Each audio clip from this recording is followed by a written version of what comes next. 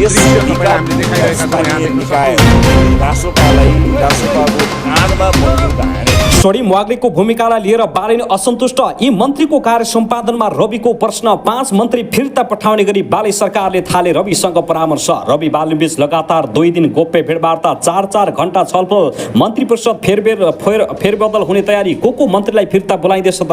यसबारेमा विशेष अपडेट आजको समाचारमा। भ्रष्टाचार विरुद्ध दोस्रो रणनीति योजना, निजी क्षेत्रमाथि बाले सरकारको धावा। आदि कविको प्रेरणाबाट राष्ट्रिय एकता सुदृढ बनाउन काङ्ग्रेस नेता आगदेवीको आह्वान। बाले सरकार पूर्ण रूपमा असफल भएको विपक्षीको दाबी। काङ्ग्रेस विभाजनको पूर्व व्यास बीपी स्मृति दिवसको अवसरमा काङ्ग्रेस फुटेको घोषणा गर्ने पूर्णबहादुर खड्काको भनाई। अन्ततः काङ्ग्रेस बचाउन नसकेका गगन थापाले कसरी देशलाई सुशासनतर्फ अगाडि बढाउलान्? अनिलमा काङ्ग्रेस एकता, सहमति नभई पार्टी फुट्ने खतरा। छाता अभावले मिटर ब्याज पीडितको काठमाडौँ केन्द्रित मार्चपास्ट प्रभावित चपुरमै रोकिए मिटर ब्याज पीडितहरू। बालीसँग रविका 5 चासो, रविसँग बालिनका 3 चासो। निजी क्षेत्रको भ्रष्टाचार हेर्ने आशयसहित सरकारले ल्यायो रणनीतिक योजना। सुकुम्बासीको याचना, पैसा होइन सरकार, बास चाहियो बास। मन्त्री परिषद हेरफेर र मन्त्रीहरूको सचिवालय पनि चुस्त बनाउने प्रधानमन्त्री बाले शाहको योजनामा रवि लामिछानेको यस्तो प्रतिबद्धता। 9 बुँदे सहमतिसँगै गणेश नेपाली प्रकट समाधानतर्फ गणेशको परिवारले दियो प्रहरीमा जाहेरी। प्रधानमन्त्री बालेन्द्रले थाले नयाँ कदम, डेलिभरी युनिट किन र कहाँ कुन अभ्यासमा? जेन्जी अभियन्ता माजिदले अस्पतालबाट भने मेरो जीव ज्यानको रक्षा गरियोस्। नक्कली भुटानी शरणार्थी प्रकरण सजाय निर्धारणका लागि आज पेशी के आयो फैसला। 3 दिनदेखि जिल्ला अदालतमा दीपक भट्ट र सुलभ अग्रवालको बयान जारी। कस्तो आउला फैसला, आम जनताको चासो। गृहमन्त्रीको निर्देशनमा राष्ट्रपतिदेखि विदेश मन्त्रीसम्मको पिएसओ तानिँदै ओली प्रचण्ड, पूर्व राष्ट्रपति र तत्कालीन राष्ट्रपतिका पिएसओहरू अब सरुवा हुँदै। 2 जर्मन कम्पनीले सुरु गरे पासपोर्ट उत्पादन। 1 करोड नेपालीको विवरण सुरक्षित राखियो। आजको समाचारमा यसबारेमा पनि जानकारी दिनेछौँ। परिवर्तनको भरमबाट देश बदलिदिन नेकपा एमालेका सचिव महेश बस्नेत सरकार अगाडि जान सक्दैन को बाटो हिँडिराखेको छ। देउबा प्रचण्ड र राष्ट्रपति रामचन्द्र पौडेलका आफन्तसहित 49 कर्मचारीलाई पनि बर्खास्त गर्ने सरकारको निर्णय। गगन थापाले भने राज्यसँग जवाब माग्न पुगेका युवामाथि कुटपिट गर्नु अत्यन्तै चिन्ताजनक र लज्जास्पद। र कहाँ पुग्यो धवल शमशेर राणा र दुर्गा प्रसाईको पार्टी खोल्ने तयारी। पार्टीको नाम के राखिँदैछ? पुस्तौसम्म कसैले औँला नउठाउने गरी लाल पूर्जा वितरण गर्ने प्रतिभा रावलको प्रतिबद्धतामा कति त होला सत्यता? यसबारेमा पनि विशेष अपडेट आजको समाचारमा रहनेछ। र कीर्तिमाले जित हासिल गरेका ओलीको लज्जास्पद हारले नेकपा एमालेलाई थप सङ्कट। जीवलाई पक्राउ गर्नु नसक्ने सरकारले सुशासनका नारा दिनु कतिको जायज? निर्मला पन्तको हत्याराको नजिक पुगेको गृह मन्त्रालयको दाबी। यी र यस्तै महत्त्वपूर्ण अपडेट छन्। अब हेर्नुहोस् पुरा समाचार। आदरणीय दर्शक महानुभाव नमस्कार। युट्युब च्यानल त्रिशुली खबर टिभीमा तपाईँहरूलाई हार्दिक स्वागत छ। यदि हाम्रो च्यानललाई अहिलेसम्म सब्सक्राइब गरी जोडिनु भएको छैन भने कृपया सब्सक्राइब गरी जोडिनुहोस् ताकि नयाँ अपडेटका साथ हामी तपाईँहरूमाझ दैनिक रूपमा उपस्थित हुने गर्दछौँ। देश विदेशका विभिन्न समसामयिक राजनीतिक घटनाक्रमका साथ आज पनि उपस्थित भइसकेका छौँ। समय अवधिभर हामीसँगै रहनुहोला। कहाँदेखि हेर्दै हुनुहुन्छ, के भन्न चाहनुहुन्छ, तपाईँको मनमा लागेका प्रतिक्रिया सुन्न नभुल्नुहोला। आजको पहिलो तथा विशेष खबरतर्फ लागौं। गत पुष महिनामा सम्पन्न दोस्रो विशेष महाधिवेशनबाट पछि नेपाली काङ्ग्रेस औपचारिक रूपमै 2 धारमा विभाजित छ। तर फागुन 21 गतेको निर्वाचनमा पार्टीले बेहोरेको अप्रत्याशित हारपछि 15औं नियमित महाधिवेशन मार्फत पार्टीलाई एकताबद्ध बनाउन दुवै पक्षका नेताहरू संवादमा जुटेका छन्। यद्यपि 2 समूह बीचको आफ्नै अडानका कारण एकता प्रक्रिया निष्कर्षमा पुग्न भने सकेको छैन। पार्टी एकताका लागि दुवै पक्षबाट पटक पटक संवाद भए पनि सहमति जुट्न नसकेपछि इतर अर्थात् शेरबहादुर देउवा पक्षले काठमाडौँको जुनदेवीमा सम्पर्क कार्यालय स्थापना गरेर आफ्ना गतिविधि तीव्र बनाएको छ। गत साता मात्रै खोलिएको उक्त सम्पर्क कार्यालयमा पूर्व पदाधिकारी र पूर्व केन्द्रीय सदस्यहरू बीच 3 दिनसम्म चलेको सघन छलफलले सशर्त पार्टी एकता गर्ने निष्कर्ष निकालेको छ। विशेष गरी देउवा पक्षले एकताका लागि मुख्य 2 वटा शर्त अगाडि सारेको छ। नम्बर 1 सदस्यता विवरणको मान्यता। देउवा पक्षले अगाडि सारेको पहिलो शर्तमा यसअघि गगन थापा संयोजक रहँदा अद्यावधि गरिएको पार्टी सदस्यताको निर्भरलाई हुबहु मान्यता दिनुपर्ने। र नम्बर 2 केन्द्रीय कमिटीमा समायोजन। 14औं महाधिवेशनबाट निर्वाचित देउबा पक्षका केन्द्रीय सदस्यहरूलाई विशेष महाधिवेशनपछि बनेको नयाँ केन्द्रीय कमिटीमा समाहित गर्नुपर्ने। तर काङ्ग्रेस सभापति गगन थापा भने देउबा पक्षका यी मागप्रति सकारात्मक देखिएका छैनन्। हालै जनसम्पर्क समिति जापानको अधिवेशनका क्रममा आयोजित भर्चुअल बैठकमा समेत सभापति गगन थापाले देउबा पक्षको प्रस्ताव विधान विपरीत हुने स्पष्ट जवाब दिएका थिए। क्रियाशील सदस्यता अध्यावधि नगरेकाहरूलाई नियमित महाधिवेशनमा सामेल गराउने प्रस्ताव कुनै पनि हालतमा स्वीकार्य नहुने गगन कुमार थापाको भनाइ छ। मुख्य गरी यिनी दुई शर्तमा सहमति नजुड्दा काङ्ग्रेस एकताको सम्भावना टर्दै गएको छ। पछिल्लो संवाद र पुस्ताहरू अस्वीकृति भएपछि देउबा पक्षले संस्थापन पक्षमाथि एकताका लागि गम्भीर नभएको आरोप लगाउन थालेको छ। बाहिर चर्चा कमाउनका लागि मात्रै नभई वास्तविक निष्कर्ष निकाल्ने उद्देश्यले संस्थापन पक्ष वार्तामा बस्ने तयार नभएको उनीहरूको आरोप रहेको छ। यदि दुवै पक्षले इमानदारीतापूर्वक छलफल गरे पार्टी तत्काल एक हुन सक्ने इतर पक्षका नेताहरूले दाबी गरिराखेका छन्। उता संस्थापन पक्ष भने पार्टी एकताका लागि आफूहरू गम्भीर रहेको र संवाद जारी राखेको जिकिर गर्दै आएको छ। संस्थापन पक्षले एकतामा जोड दिइरहेको बताए पनि अहिलेसम्म दुईसम्म मिल्ने सङ्केत भने देखिँदैन। सुनदेवीमा बसेको इतर पक्षको बैठकले वार्ता र संवादबाट एकता नभए नयाँ ढङ्गले अगाडि बढ्ने विकल्प समेत खुला रहेको निष्कर्ष निकालेको छ। बैठकमा सकभर संवादबाट निकास खोज्ने तर सहमति नजुटे नयाँ राजनीतिक दल खोलेर अगाडि बढ्न सकिने चेतावनी समेत नेताहरूले दिने गरेका छन्। इतर पक्षभित्र पूर्व कार्यवाहक सभापति पूर्णबहादुर खड्का जसरी पनि एकताकै पक्षमा उभिएका छन्। तर पूर्व उपसभापति विमलेन्द्र निधि, पूर्व महामन्त्री कृष्ण प्रसाद सिटुला, नेताहरू मोहन बहादुर बस्नेत, सुदूरपश्चिम प्रदेश सभापति वीरबहादुर बलायर र कान्छाराम तामाङ लगायतका प्रभावशाली नेताहरू भने गगन थापासँग झुकेर बस्नुभन्दा नयाँ पार्टी खोलेर अगाडि बढ्नु उपयुक्त हुने पक्षमा दृढ रहेका छन्। गत भदौ 23 र 24 गते भएको जेनजी आन्दोलनपछि नेपाली काङ्ग्रेसभित्रको नेतृत्व विवाद थप उत्कर्षमा पुगेको थियो। आन्तरिक विवाद र महाधिवेशनको किचलुका कारण पार्टी सङ्कटमा पर्यो, जसको सीधा असर फागुन 21 को निर्वाचनले भोग्यो। गत पुसको दोस्रो विशेष महाधिवेशनबाट गगन थापा पार्टीको केन्द्रीय सभापति र निर्वाचित भए। तर पार्टी भने अझै स्पष्ट रूपमा दुई कित्तामा विभाजित छ। चुनावको धक्कापछि दुवै पक्ष एकताको उच्चतम प्रयासमा रहे पनि एकता हुन सक्ने आधार भने निकै कमजोर बन्दै गएको छ, जसले गर्दा गगन कुमार थापा र पूर्णबहादुर खड्का बीचको राजनीतिक टक्रावले काङ्ग्रेस चिरा भएको अवस्था छ। यसले कस्तो सन्देश देला भन्ने विषय पनि गम्भीर विषय बनेको छ। त्यसैगरी आउनुहोस् अब अर्को महत्त्वपूर्ण खबरतर्फ लागौं। नेकपा एमालेका महासचिव शङ्कर पोखरेलले देशको वर्तमान सङ्कटको समाधान सस्तो लोकप्रियतावाद, पपुलिजम वा छेडिक उत्तेजनाबाट सम्भव नहुने बताएका छन्।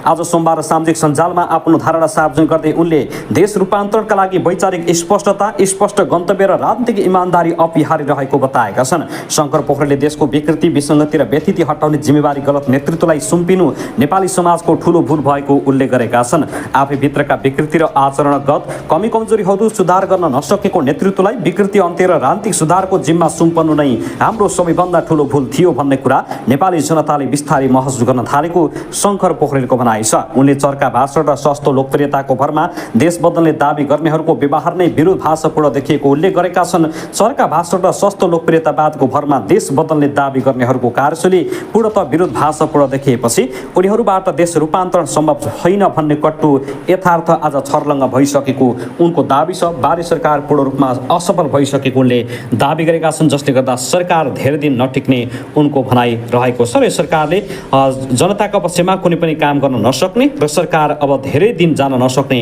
उनको भनाइ रहेको छ। त्यसैगरी आउनुहोस् अब अर्को महत्त्वपूर्ण खबरतर्फ लागौं। यता भने राजतन्त्र पक्षधर अभियन्ता तथा व्यवसायी दुर्गा प्रसाईलाई झापाबाट काठमाडौँ फर्किने क्रममा हिजो अन्तर्राष्ट्रिय विमानस्थलबाट प्रहरीले नियन्त्रणमा लिएर भक्तपुर निवास पुर्यायो। प्रसाईले झापाबाट काठमाडौँ आए लगतै सुकुम्बासी समस्या, आत्मदाहका घटना, गरिब तथा पीडित नागरिकको अवस्था लगायत समसामयिक राष्ट्रिय विषयमा विशेष सम्बोधन गर्ने कार्यक्रम रहेको बताएका थिए। तर विमानस्थलमा अवतरण गरे लगतै काठमाडौँ प्रहरी परिसरका प्रवक्ता प्रहरी र उपरीक्षक एसपी पवन कुमार भट्टराईको टोलीले उनलाई नियन्त्रणमा लिएको थियो। त्यसपछि प्रहरीले आफ्नै सवारी साधन मार्फत उनलाई भक्तपुर स्थित निवास पुर्याएर छाडेको थियो।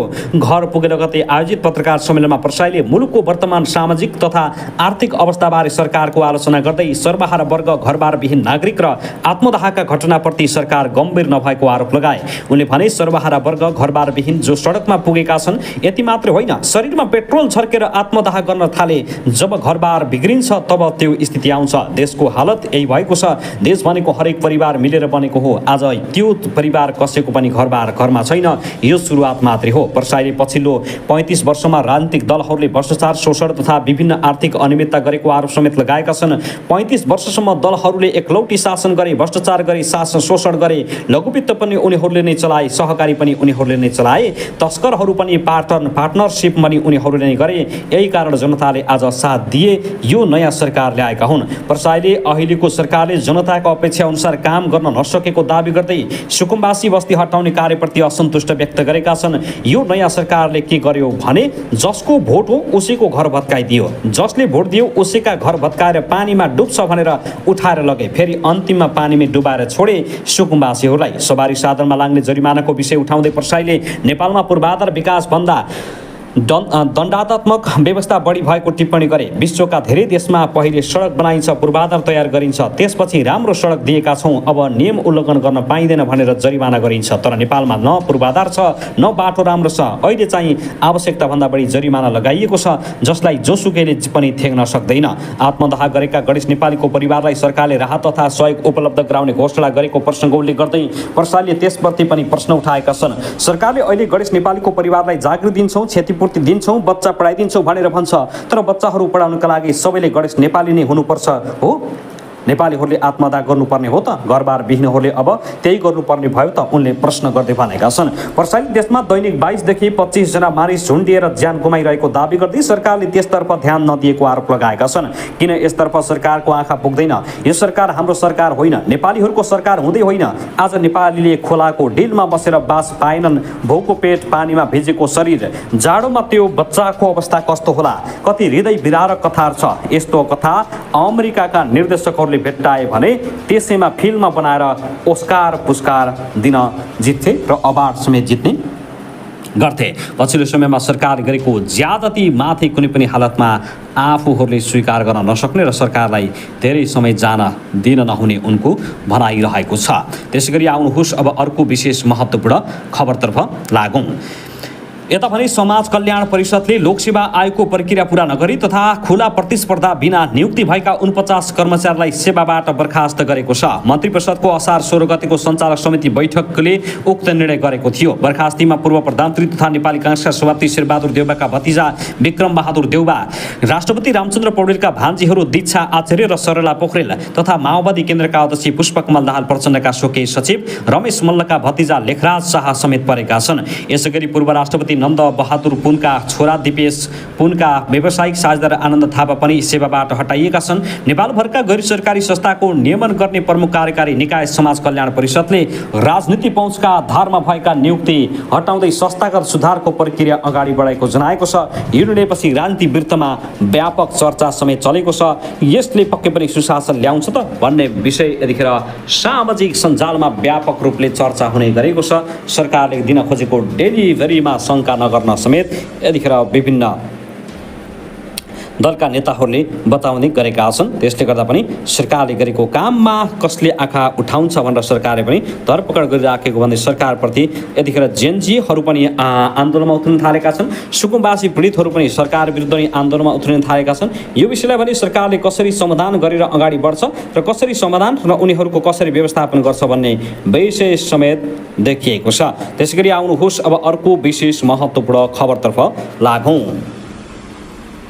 साथै यता भने प्रधानमन्त्री बाले शाह र रवि लामिछाने बीच भेटवार्ता भएपछि प्रधानमन्त्री बाले शाह बाले र राष्ट्रपति सभापति लामिछाने बीच भएको पछिल्लो छलफलमा अर्थमन्त्री डा शरीफ माग्ने सहित केही मन्त्रीहरूको कार्य सम्पादनबारे समीक्षा भएको स्रोतले जनाएको छ।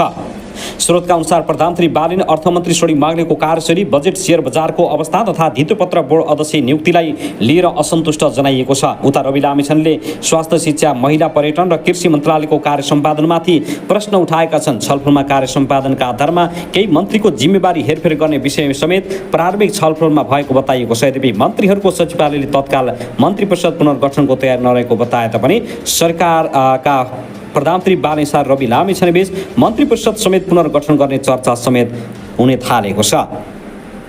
प्रधानमन्त्री बाले शाहले पीएम डेलिभरी युनिट गठन गर्ने गरी काम अगाडि बढाएका छन्। असार 18 गतेको मन्त्री परिषदबाट स्वीकृति 18 बुँदे राष्ट्रिय प्रतिबद्धतामा उल्लेख भएका विषयको प्रभावकारी कार्यान्वयन गर्नका लागि यसको गठन गर्न लागि जनाइएको छ।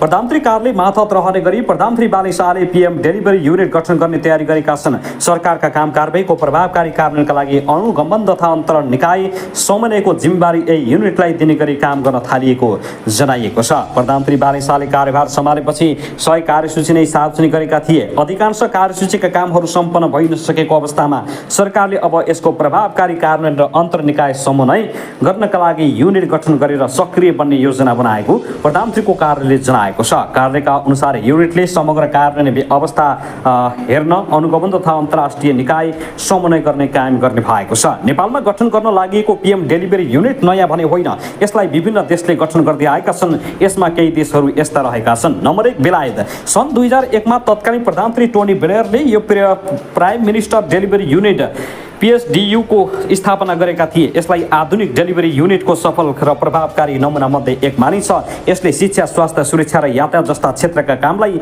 निरन्तर रूपमा अनुगमन गर्ने गर्दथ्यो। Number 2 Malaysia. मलेसियामा performance management and delivery unit गठन गरिएको थियो। यो प्रधानमन्त्री कार्यालय मातहत रहेको थियो। यसले आर्थिक विकास, सार्वजनिक सेवा सुधार र राष्ट्रिय प्राथमिकता भएका कार्यक्रमको आयोजनामा महत्त्वपूर्ण भूमिका खेलेको थियो। नम्बर 3 इन्डोनेसिया। राष्ट्रपति कार्यालय अन्तर्गत इन्डोनेसियामा प्रेसिडेन्टल डेलिभरी युनिट स्थापना गरी सरकारका प्रमुख विकास कार्यक्रमहरूको अनुगमन गरेको पाइन्छ।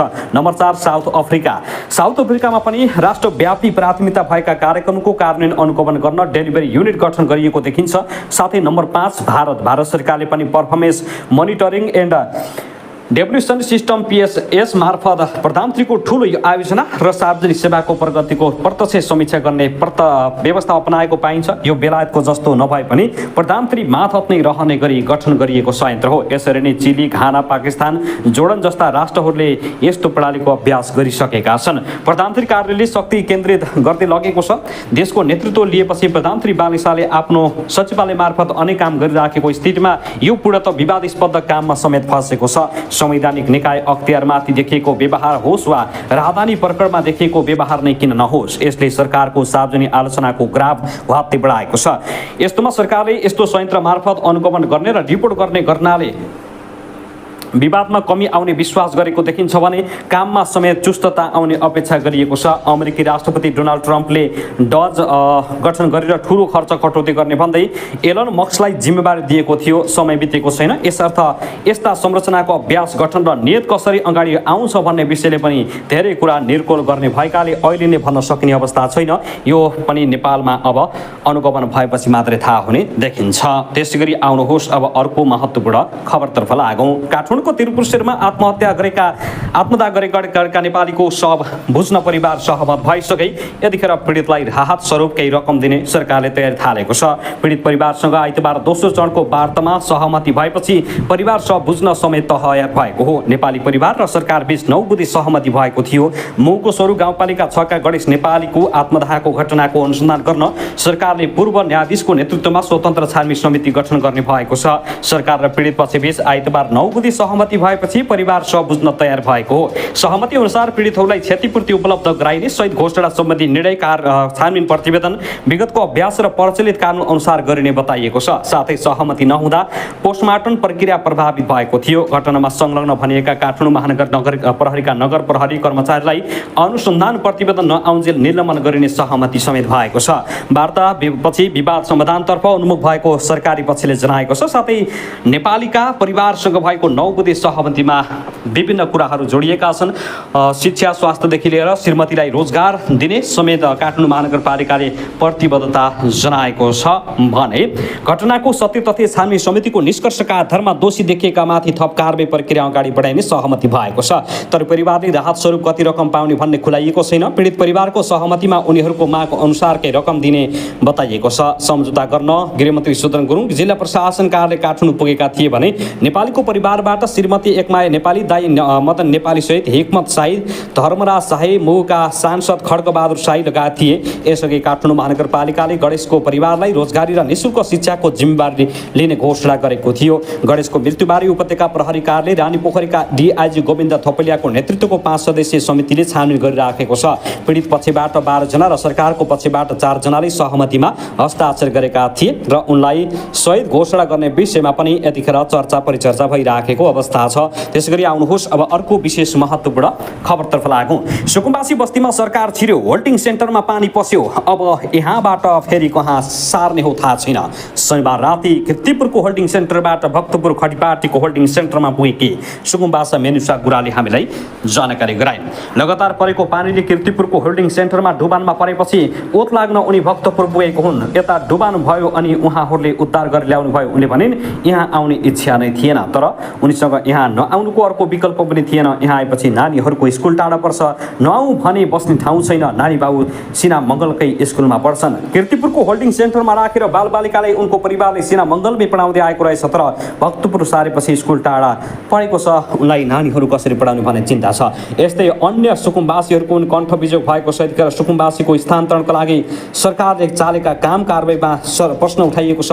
देशैभरि सुकुम्बासीहरू सङ्गठन भएर अगाडि बढ्नुपर्ने माग समेत सुकुम्बासीहरूले गरिराखेका छन्। सरकारले आफूहरूलाई घर न घाटको बनाएको भन्दै सुकुम्बासीहरू आक्रामक भएका छन्। धोबीखोला मनोहराबाट उठीवास लगाइएका कीर्तिपुर सारिएका सुकुम्बासीहरू यतिखेर घर न घाटको अवस्थामा पुगेका छन्, जसले गर्दा सरकारमाथि निकै आक्रामक रूपमा प्रस्तुत हुने गरेको देखिन्छ। त्यसै गरी आउनुहोस् अब अर्को खबरतर्फ लागौँ। 2 जर्मन कम्पनी भेरिडोस र बाबुलेरले सोमबार असार 29 गतेदेखि विद्युतीय राहदानी ई पासपोर्ट उत्पादन सुरु गरेका छन्। नयाँ उत्पादन तथा व्यवस्थापन प्रणाली मार्फत पासपोर्ट सेवा सञ्चालनमा ल्याइएको राहदानी विभागले जनाएको छ। काठमाडौँको त्रिपुरेश्वर स्थित विभागको कार्यालयमा पासपोर्ट प्रकाशन थालिएको हो। 2083 असार 29 गते राहदानी विभागले नेपालको इतिहासकै सबैभन्दा ठूलो डेटा माइग्रेसन सफलतापूर्वक सम्पन्न गरी नयाँ राहदानी उत्पादन तथा व्यवस्थापन प्रणाली मार्फत राहदानी सेवा सञ्चालनमा ल्याएको जानकारी गराउन चाहन्छौँ। करिब 1 करोड नेपाली नागरिकका राहदानी सम्बन्धी विवरण सुरक्षित रूपमा नयाँ प्रणालीमा स्थानान्तरण गरिएको छ, विभागले जारी गरेको विज्ञप्तिमा भनिएको छ। यस्तो बृहत सूचना प्रविधिको कार्यान्वयन तथा गो लाइभ भएपछि सुरुका दिनमा केही प्राविधिक चुनौती, प्रणालीमा सुस्तता राहदानी वितरणमा सामान्य ढिलाइ देखिनु स्वाभाविक भएको विभागले जनाएको छ। राहदानी विभागले यस्ता सम्भावित अवस्थाको पूर्व तयारी स्वरूप विभागमा प्राविधिक टोली एवं कर्मचारी तथा प्रणाली विकास गर्ने कम्पनीका विशेषज्ञ 24 घण्टा स्ट्यान्ड बाई रही प्रणालीको निरन्तर अनुगमन, परीक्षण तथा सुधारमा खटिरहेको विभागले जनाएको छ। यस किसिमका समस्याको दीर्घ तथा शीघ्रकालीन समाधान गर्न आफूहरू पूर्ण रूपमा सक्षम र प्रतिबद्ध रहेको विभागले जनाएको छ। त्यसैगरी आउनुहोस् अब अर्को महत्त्वपूर्ण खबरतर्फ लागौँ। यता भने सरकारले सुकुम्बासीमाथि दमन गरेको भन्दै काठमाडौँमा प्रदर्शन गरिएको छ। होल्डिङ सेन्टरमा पीडा सहन नसकेपछि विरोधमा उत्रिएका सुकुम्बासीहरूमाथि सरकारले बर्बर दमन गर्दै नियन्त्रणमा लिएपछि त्यसको विरोधमा आइतबार काठमाडौँको माइतीघर मण्डलमा प्रदर्शन गरिएको हो। सरकारले गरिब सुकुम्बासीहरूमाथि समेत बर्बर दमन गरेपछि त्यसको विरोधमा प्रदर्शनमा उत्रिन बाध्य हुनु परेको संयुक्त राष्ट्रिय सुकुम्बासी मोर्चा नेपालका कार्यवाहक अध्यक्ष नारायण परिसर्बीले बताएका छन्। उनले सरकार विरुद्ध आफूहरूले देशव्यापी आन्दोलन चर्काउने चेतावनी दिए। परिसर्बीले भने पञ्चायतकालमा पनि गरिबमाथि यति साह्रो बर्बर दमन भएको थिएन। यो बर्बर दमन भएको छ। अब 70 लाख सुकुम्बासीहरूले अब सहने छैनन्। यो सबैको विरोधमा आज हामीले भर्सना स्वरूप विरोध गर्नका लागि सुकुम्बासी अभियन्ता सङ्घ सङ्गठन जेनजी मुभमेन्टका भाइ बहिनीहरू आज यो माइतीघर मण्डलमा आएका छौँ। त्यस क्रममा प्रदर्शनकारीहरूले सरकारको दमन र गैर न्यायिक पक्राउ विरुद्ध चर्का नाराबाजी लगाएका थिए। सुकुम्बासीमाथिको अन्यायको अन्त्य गर, जनताको आवाज दबाउन पाइँदैन, गरिबमाथिको अन्याय बन्द गर, सुकुम्बासी यहाँ छ, रवि बालेन कहाँ छ, गरिबमा र सरकार मुर्दाबाद लेखेका पेरेड कार्ड बोकेर प्रदर्शनमा उत्रिएका थिए। यो सरकार लाचारीपनले अगाडि बढेको भन्दै यो सरकारका गतिविधि बन्न परेको र बाली सरकार तुरुन्तै ढाल्नुपर्ने सुकुम्बासीहरूको भनाइ छ। बाली सरकारले जुन यतिखेर सुकुम्बासीको बिल्डीगाँठ बनाएको छ त्यसले भने आम जनता रुष्ट भएका छन्। यो सरकार विस्थापित हुनुपर्ने माग समेत उठिराखेको छ र पछिल्लो समयमा सुकुम्बासीहरू चरणबद्ध रूपमा आन्दोलनका घोषणासहित अब सडकमा उत्रिन बाध्य हुने बताएका छन्। त्यसै गरी आउनुहोस् अब अर्को महत्त्वपूर्ण खबरतर्फ लागौँ। यता भने प्रधानमन्त्री बालेशाली राष्ट्रिय सुधार पार्टी रासपाका सभापति रवि लामिछानेसँग आइतबार 4 घण्टा कुराकानी गरेका छन्। बिहान 11 बजे बुढा नीलकण्ठ स्थित रवि लामिछानेको निवासमा सचिवालयका सदस्यसहित पुगेका प्रधानमन्त्री बालेशाली झण्डै 4 घण्टा कुराकानी गरेका हुन्। स्रोतका अनुसार भेटमा सुकुम्बासी समस्या, गणेश नेपालीको आत्मदाह लगायतका विषयमा छलफल भएको थियो। प्रधानमन्त्री बालेशाह, प्रमुख सचिव सचिव कुमार बेन, सचिवालयका सदस्य सुभाष शर्मा र विवेक मिश्रका साथ बुढा नीलकण्ठ पुगेका हुन्। लामिछानेले प्रधानमन्त्री बालेशाहलाई सुकुम्बासीको व्यवस्थापनमा गम्भीर हुन सुझाव दिएको स्रोतले बताएको छ। मान्छेहरू रोए ठिक भएन, गरिबलाई रुवाएर हुन्न, आँसु लाग्छ, उनीहरू सुकुम्बासी होइनन् भने पनि चित्त बुझ्ने गरी व्यवस्थापन गर्नुपर्छ। पार्टी सभापति रवि लामिछानेले प्रधानमन्त्री बालेशाहलाई भनेको कुरा उद्धृत गर्दै स्रोतले भन्यो, जनतालाई सरकारको मन हुन्छ, सरकारलाई पनि पीडा हुन्छ भने देखाउनुहोस्, सुकुम्बासीलाई छिटो जग्गा उपलब्ध गराउनुहोस्, त्यसले देशलाई सुकुम्बासीको समस्या समाधान गर्न खोजेको देखिन्छ। लामिछानेसँगको भेटमा प्रधानमन्त्री बालेशाहले सरकारले पनि काम गरिराखेको बताएका थिए। केही छैन, सुकुम्बासीको व्यवस्थापन गर्ने हो, केही समयमा मिलिहाल्छ। शाहले दिएको जवाब उद्धृत गर्दै स्रोतले हामीलाई भन्यो, यसमा सरकारले काम गरिराखेको बालेनले जवाब दिएका थिए। सभापति रवि लामिछानेले भने प्रधानमन्त्रीसँग सरकारको काम गर्ने शैली नमिलेको टिप्पणी गरेका थिए। कतिपय वास्तविक सुकुम्बासी होइनन् भन्ने हुन सक्छ, तर मान्छे रोएको दुःख पाएको त साँचो हो नि। लामिछानेले सुझाव दिँदै प्रधानमन्त्रीलाई भने, राज्यले कन्भिन्स गराउन नसकेको साँचो हो, सुकुम्बासीलाई व्यवस्थापन गर्न लागेको छ भन्ने कामबाट देखाउनुहोस्। प्रधानमन्त्री शाहले भने पार्टीको पदाधिकारी मनोनयन लगायतका विषयमा अपडेट मागेका थिए। लामिछानेले पदाधिकारी मनोनयन छिट्टै गर्ने उल्लेख गर्दै नाम दिन प्रधानमन्त्रीलाई भनेका थिए। पदाधिकारी भन्दा पनि सदन कसरी व्यवस्थित गर्ने भन्नेमा म लागेको छु। प्रधानमन्त्री शाहलाई उद्धृत गर्दै स्रोतका अनुसार सदनमा जनताको काम भइराखेको छ भन्ने देखाउने गरी म काम गर्दैछु। सभापति रवि लामिछानेले गणेश नेपालीको आत्मदाहको विषयलाई दुर्घटनाको रूपमा टिप्पणी गरेका थिए। यसमा काठमाडौँ महानगरपालिका र केन्द्र सरकार मिलेर काम गर्न सुझाव दिएका थिए। त्यो अप्रत्याशित घटना भयो, गणेशलाई रिस उठेछ अनि आगो लगाएछ। प्रधानमन्त्री शाहले लामिछानेलाई भने महानगरसँग मिलेर सरकारले हेर्छ। सभापति लामिछानेले भने गणेश नेपालीको आत्मदाहमा महानगरलाई दोष दिन पनि नमिल्ने र सरकारले जिम्मेवार लिन पनि नमिल्ने टिप्पणी गरेका थिए। तर गणेशको परिवारलाई राज्य र सरकार भएको आभास दिनुपर्ने रवि लामिछानेको भनाइ छ। सभापति लामिछानेले भेटमा जेनजी आन्दोलनका घाइतेहरूलाई विदेशमा उपचारको व्यवस्था मिलाउन सुझाव दिएका थिए। प्रधानमन्त्री बालेशाहले भने सरकारले विदेश उपचार गराउने कानुन नभएको बताएका थिए। लामिछानेले सहयोग जुटाएर भए पनि जेनजी आन्दोलनका केही घाइतेको छिट्टै उपचार गराउनु पर्ने धारणा राखेका थिए। साथै जेनजी परिषद छिट्टै गठन गर्न उनले सुझाव दिएका छन्। सभापति लामिछानेले केही दिन अघि जेनजी आन्दोलनका घाइते र मृतकका परिवारसँग भेटघाट गरेका थिए। प्रधानमन्त्री बालेशाह र राष्ट्रसभा सभापति रवि लामिछानेबीच सरकारको 100 दिनको काम, छिमेकी मुलुकसँगका सम्बन्धको विषयमा पनि संक्षिप्त कुराकानी भएको थियो र मन्त्रीमण्डल समेत हेरफेर गर्ने कार्यक्रम समेत रहेको छ। यतिखेर को मन्त्रीलाई फिर्ता बोलाउने भन्ने विषय पनि यतिखेर व्यापक चर्चामा रहेको छ। त्यसैगरी आउनुहोस् अब अर्को महत्त्वपूर्ण खबरतर्फ लागौँ। केही दिन अघिसम्म काठमाडौँ महानगरपालिकाका नगर प्रहरी नियमित रूपमा सडकमा खटिएर नेउरोड लगायतका क्षेत्रमा फुटपाथ अतिक्रमण नियन्त्रण गरिरहेको देखिन्थे। दिउँसोको समयमा फुटपाथमा पसल राख्न महानगरले कडाई गरेको थियो भने व्यापार गर्नका लागि निश्चित समय समेत तोकेको थियो। तर आत्मदाहको प्रयास गरेका र पछि निधन भएका गणेश नेपालीसँग सम्बन्धित घटनापछि सडकमा नगर प्रहरीको उपस्थिति उल्लेख्य रूपमा घटेको देखिएको छ। उक्त घटनापछि नगर प्रहरीमाथि आक्रमण वा सुरक्षा जोखिम बन्न सक्ने चिन्ताका कारण केही समयका लागि नियमित सडक ड्युटीमा नखटिएको एक नगर प्रहरीले बताएका छन्। नगर प्रहरी सडकमा कम देखिन थालेपछि काठमाडौँका न्यू रोड सहित विभिन्न स्थानमा फुटपाथ पुनः व्यापारीहरूले भरिन थालेको छ। अव्यवस्थित पार्किङ समेत बढेको देखिएको छ। फुटपाथमा व्यापार बढ्दा पैदल यात्री सडकमा हिँड्न बाध्य भएका छन्। यसले सवारी आवागमन प्रभावित हुनुका साथै ट्राफिक जाम समेत बढेको छ। सर्वसाधारणलाई शास्ति खेप्नुपर्ने अवस्था सिर्जना भएको छ। यो विषय भने राम्रो नभएको यतिखेर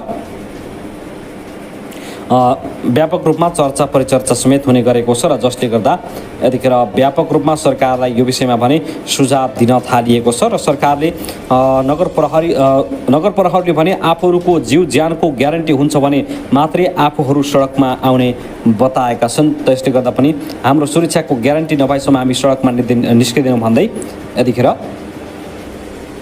काठमाडौँ महानगरपालिकाका पीडितहरूले बताएका छन्। साथै यता भने राष्ट्रिय स्वतन्त्र पार्टी रासपा नेतृत्वको झण्डै 2/3 शक्तिशाली सरकार यति बेला चौतर्फी प्रश्न र आलोचनाको शिकार बनेको छ।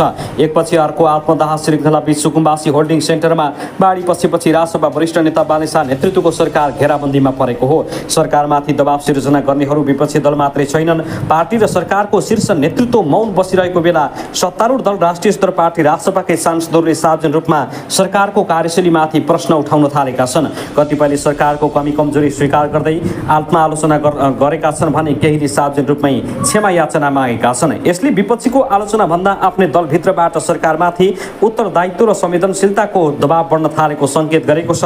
असार 25 गते त्रिपुर शर्मा नगर प्रहरीसँगको विवादपछि मुहुका गणेश नेपालीले शरीरमा पेट्रोल छर्केर आत्मदाह प्रयास गरे। उपचारका क्रममा वीर अस्पताल पुर्याए पनि उनको ज्यान बचेन।